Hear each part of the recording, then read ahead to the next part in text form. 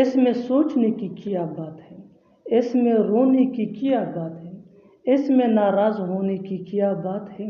ایسے جملے ہم اپنے ڈے ٹو ڈے لائف یعنی روزمرہ زندگی میں ضرور بولتے یا سنتے ہیں۔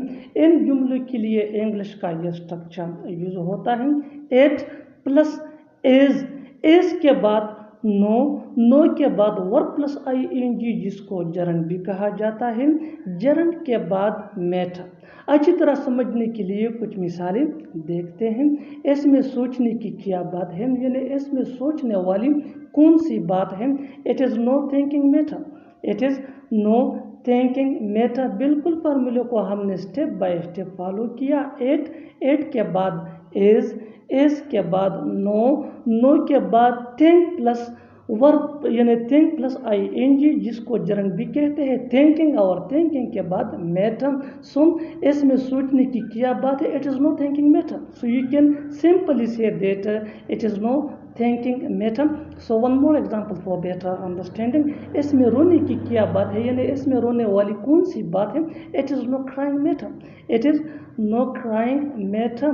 ایٹ کے بعد is کے بعد no کے بعد verb plus ing یعنی crying جس کو جرنڈ بھی کہا جاتا ہے، اس کے بعد matter۔ اس میں رونے کی کیا بات ہے، it is no crying matter.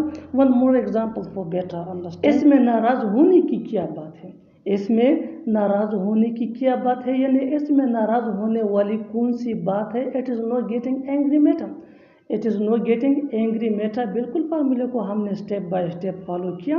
آپ بھی اس فارمولے کے بیس پہ سیکھ سکتے ہیں، بنا سکتے ہیں اسے بہت سی جملے انگریزی زبان میں آسانی سے that can be really helpful you which can take you from basic to advance level. اچھی طرح سمجھنے کے لیے ایک اور مثال دیکھتے ہیں۔ One more example for better understanding. جتنا زیادہ پریکٹس کرو گے اتنا ہی جلدی انگلش سیکھ جاؤ گے۔ اس میں پوچھنے کی کیا بات ہے یعنی اس میں پوچھنے والی کون سی بات ہے، it is no asking matter, it is no asking matter. اور آخر میں یہ سینٹینس آپ کے لیے کامن سیکشن میں اس کا جواب ضرور دینا۔ اس میں کہنے کی کیا بات ہے، اس میں کہنے کی کیا بات ہے۔